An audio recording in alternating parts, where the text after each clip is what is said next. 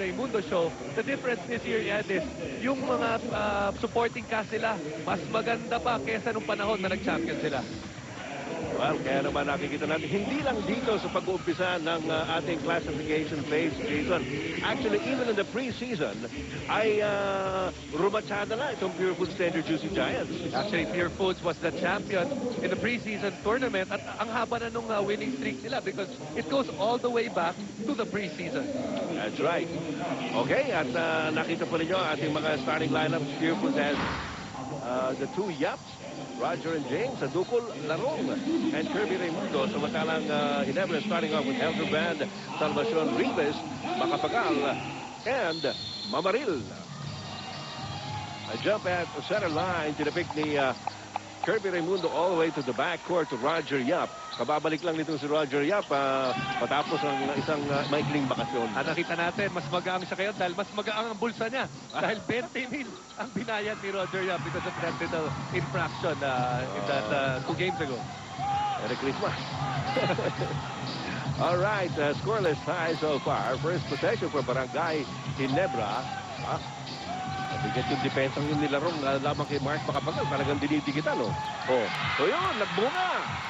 And here comes Roger Yap looking left and right, goes straight off. Misses the shot, however. Mark Macapagal, J.J. Helderbrand to Macapagal. Net upstairs by Romel Adukol.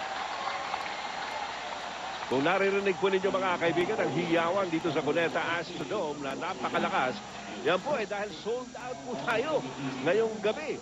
Dito po sa ating laruan sa Pasay.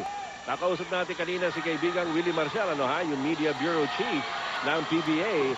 At sinabi niya sa atin na kulang pa ang mga ticket na kanilang inimprenta, So, nagmadali po. Kanina pagpasok ko, Jason, actually nakita ko haba ng pila sa labas. At yung pila, umiikot. Paikot right. ng Cuneta Astrodome from the outside. Parang ahas, Parang ahas. Oh. Well, normally hindi ka takatakay sa championship. Pero kung ganitong elimination round game, talagang kamangha-mangha ito.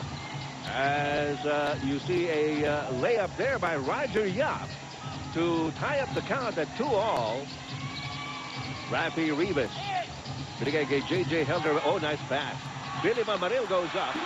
At hindi na nahabol ni Kirby Raimundo. And it's a 4-2 lead by Barangay Ginebra. So when they run that pick and roll, Ed, it's just ito si J.J. Helderbrand just puts too much pressure, so much pressure on the defense. Kaya nalilibre yung mga kampi niya. Narito si Larong. Courage shot. Rafi Rivas with the rebound. Forward to Mark Macapagal. Naghahanap na papasahan.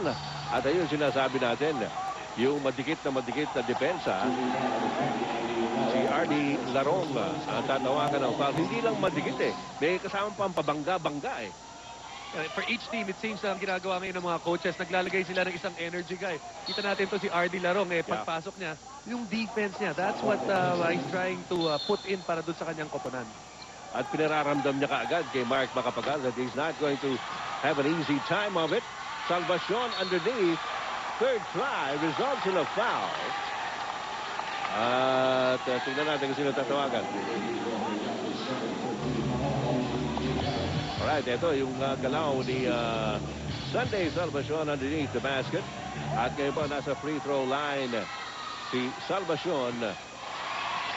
Para the Gunners of Barangay Ginebra, hindi mo naman matatawaran siguro, Jason, yung kontribusyon na ginagawa nito sila J.J. Helderbrand, Sunday Salvacion, Billy Mamaril. Pero talagang parang nangungulila itong Barangay Ginebra in the absence of Mark Caguiwa and Eric May. But I think Mark Caguiwa is the main guy there. Mark Caguiwa has averaged more than 20 points the last couple of seasons. Right.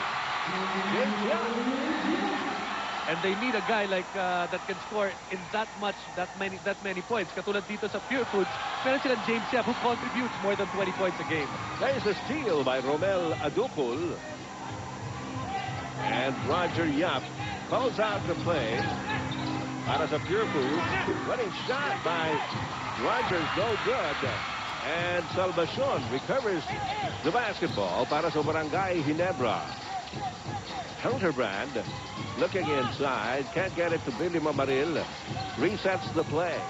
Ayun, si Billy Mamaril. Ay, to Rivas. Tako! Science building. Ang ganda sana ng play. Here's Kirby Raimundo. Out to James Yap from Agukol. Alam mo na, aakma pa lang nabibitaw sa James Yap. Nagsisigawan na yung mga fans ng Pure Foods eh. Well, it seems na yung mga Pure Foods fans, they're back. At kaya naman punong-puno tayo. Yung mga Ginebra fans, gutom na gutom sila sa panalo. Yung mga Pure Foods, gusto pa nilang tumuloy-tuloy itong winning ways nila. At saka, oh, nice lay-in there by R.D. Larong with a foul. Ito, bonus na ito, Jason. Alam natin na si Larong is there for defensive chores. Pero ngayon nakakuha pa siya ng fast break points. Kumbaga, icing on the cake ito para sa Pure Foods. Now, there's two things in the basketball court that it helped a lot if you have a big heart. One is rebounding. The other one is when you run the break because you can beat your man down the floor. Kaya ng ginawa ni RD. 6-5 ang ating score. Labang na isa ang Pure Foods. Barangay Ginebra on the attack. Mark Macapagal. Ayun na naman si Larong. Rafi Rivas. Nilabas kay J.J. Hildebrand. Hildebrand being chased around. Gets it back to Rivas. Off the glass. Wala. Medyo mistiso yung pabandang tira na yun. Kirby Raimundo. Stop and go. Hayop rin naman to si Kirby Raimundo. Can you imagine siya yung kumuha ng rebound pagkatapos yun, siya nagbaba. Remember, this guy is over 6'5" at nagagawa niya yun. At ito si Kirby Raimundo has been one of the most consistent players in the league so far. Notching 4 double-doubles in the 4 games that Pure Foods has played so far. There's a shot block from behind by Romel Aducol on J.J. Hildebrand. Tempo-tempo, hindi po nakita. Blindsided si J.J. Hildebrand as Mark Macapagal lets go of a desperation attempt in the face of the sticky defense na ibinibigay sa kanya nito si R.D. Larong. Nakikita natin doon, Mark is getting a little frustrated dahil ang ganda nga ng depensa pinapakita sa kanya ng Pure Foods.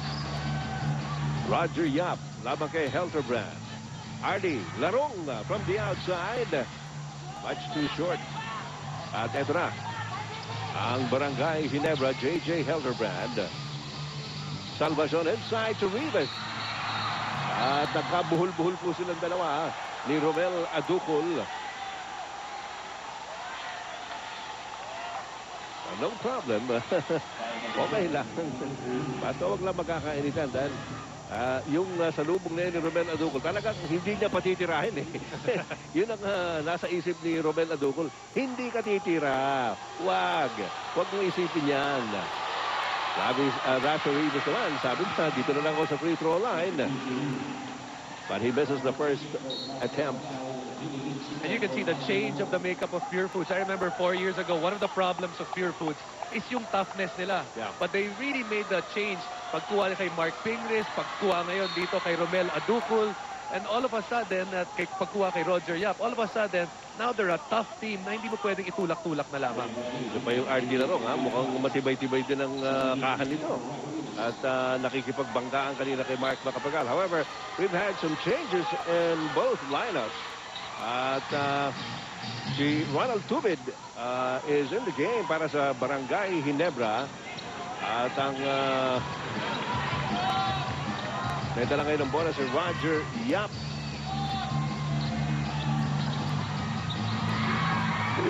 And papasok lang mga kaibigan ni Peter June Simon ay tumira na kaagad. Wala pang 5 segundo yata sa court yan. Sunday Salvacion. Wala. Billy Mamaril gets to the offensive board. However, the pass is stolen. Ito na si Peter June Simon. PJ. Back-to-back hits from the guy off the bench. And Pure Foods whizzes to a 6-point lead at 12-6. Dito po sa ating first quarter ng labanan ng Pure Foods Tender Juicy Giants at ng Barangay Ginebra. We have the first time out of the game. We'll be right back. malaking ensayo doon, ano, ha? At pag babandi